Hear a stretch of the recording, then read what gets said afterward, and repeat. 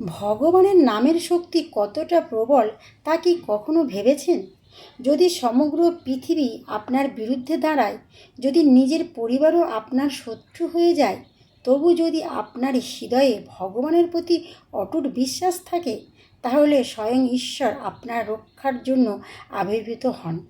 আজ আমরা শুনব এমন এক শিশু ভক্তের কাহিনী, যার ভক্তির সামনে পরাজিত হয়েছিল অহংকার, শক্তি এবং অশুভ শক্তির সমস্ত প্রভাব। এই গল্প শুধু একটি পৌরাণিক কাহিনী নয়, এটি বিশ্বাস, সাহস এবং ঈশ্বর প্রেমের এক অমর উদাহরণ। অনেককাল আগে দানবরাজ হিরণ্যকশিপু সমগ্র ত্রিভুবনে নিজের অধিপতি বিস্তার করেছিলেন। তিনি ছিলেন অত্যন্ত শক্তিশালী এবং অহংকারী। হিরণ্যকশিপু ভাই হিরণ্যাক্ষ একসময় ভগবান বিষ্ণুর হাতে নিহত হয়েছিলেন। সেই থেকে হিরণ্যকশিপুর মনে বিষ্ণুর প্রতি প্রচণ্ড ঘৃণা জন্মেছিল। প্রতিশোধ নেওয়ার জন্য তিনি কঠোর তপস্যা শুরু করলেন। হাজার হাজার বছর ধরে তপস্যা করার পর সৃষ্টিকর্তা ব্রহ্মা তার সামনে আবির্ভূত হলেন। ব্রহ্মা বললেন, বৎস, তোমার তপস্যায় আমি সন্তুষ্ট, বলো কি বর চাও? হিরণ্যকশিপু বললেন, প্রভু, আমি যেন মানুষ, পশু, দেবতা, অসুর কারোর হাতে নিহত না হই। দিনেও না, রাতেও না, ঘরের ভেতরেও না, বাহিরেও না, অস্ত্র দিয়েও না, শস্ত্র দিয়েও না। ব্রহ্মা বললেন, তথাস্তু। এই বর পাওয়ার পর হিরণ্যকশিপু নিজেকে প্রায় অমর বলে ভাবতে লাগলেন। বর পাওয়ার পর তিনি সমগ্র পৃথিবীতে ঘোষণা করলেন, আজ থেকে কেউ বিষ্ণুর নাম নেবে না, সবাই শুধু আমার পূজা করবে। ভয়ে দেবতা, মানুষ, দানব সকলেই তার আদেশ মেনে চলতে লাগলো। কিন্তু ভাগ্যের খেলা ছিল অন্যরকম। হিরণ্যকশিপুর ঘরে জন্ম নিলেন এক মহান ভক্ত, নাম প্রহ্লাদ। প্রহ্লাদের মা কায়াধু যখন গর্ভবতী ছিলেন, তখন তিনি আশ্রয় নিয়েছিলেন মহর্ষি নারদের আশ্রমে। নারদ মুনি প্রতিদিন ভগবানের মাহাত্ম্য এবং ভক্তির কথা বলতেন। মায়ের গর্ভে থাকা শিশুটি সেই সব কথা মন দিয়ে শুনতেন। সেই শিশু ছিলেন প্রহ্লাদ।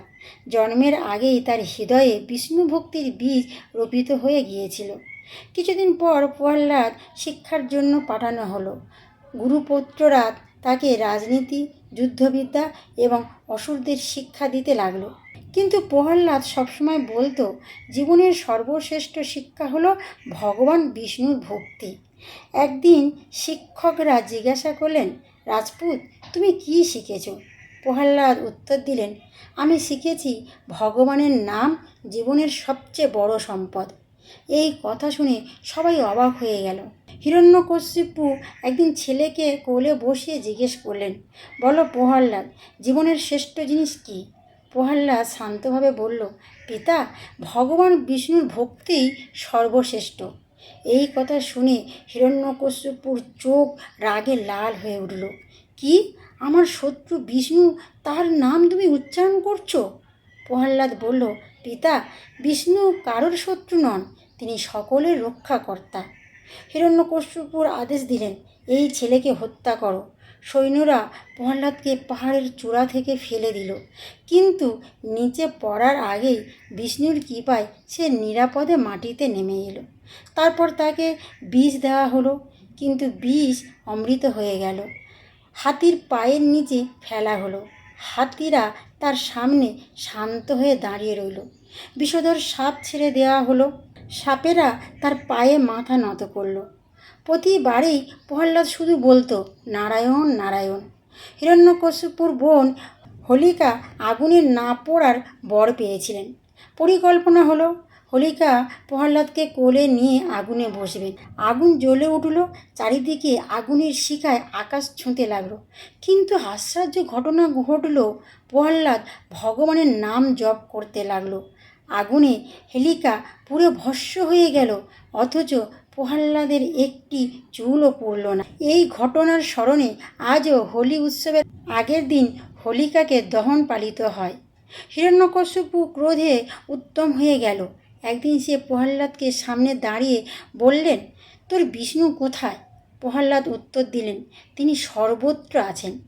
হিরণ্যকশিপুর সামনে থাকা একটি স্তম্ভ দেখিয়ে বলল, এই স্তম্ভে কি আছে? প্রহ্লাদ দৃঢ় কণ্ঠে বলল, হ্যাঁ পিতা, এই স্তম্ভে আছে। রাগে হিরণ্যকশিপু গদা দিয়ে স্তম্ভ আঘাত করল। সঙ্গে সঙ্গে প্রচণ্ড শব্দে স্তম্ভ ফেটে গেল।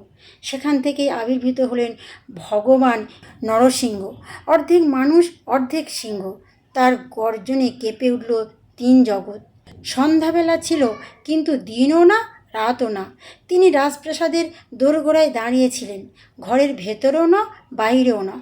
নৃসংহ হিরণ্যকশিপুকে নিজের উরুর ওপরে বসিয়ে নখ দিয়ে বক্ষ বিতরণ করলেন। কোনো অস্ত্র নয়, কোনো শস্ত্র নয়। এইভাবে ব্রহ্মার বরের সীমা অতিক্রম না করে হিরণ্যকশিপুর বিনাশ হলো। নরসিংহ ক্রোধে তখন শান্ত হয়নি। দেবতারা ভয়ে কাছে যেতে পারছিল না। তখন ছোট্ট প্রহ্লাদ এগিয়ে এলো। সে ভগবানের চরণে প্রণাম করল। মুহূর্তের মধ্যে নরসিংহ শান্ত হয়ে গেল। তিনি বললেন, প্রহ্লাদ, তোমার মতো ভক্ত বিরল। তুমি যা চাইবে তাই পাবে।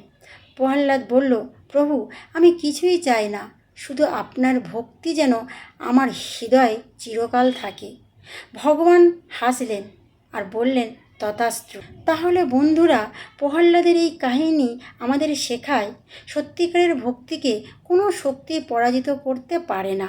অহংকারের পতন অনিবার্য। ভগবানের ওপর অটুট বিশ্বাস থাকলে কঠিনতম বিপদও দূর হয়। ঈশ্বর সর্বত্র বিরাজমান, শুধু তাকে অনুভব করার জন্য নির্মল হৃদয়ের প্রয়োজন। যেখানে ভক্তি আছে সেখানে ভয় নেই, যেখানে বিশ্বাস আছে সেখানে ভগবানের কৃপা অবশ্যই আছে। জয় শ্রীকৃষ্ণ। রাধে রাধে।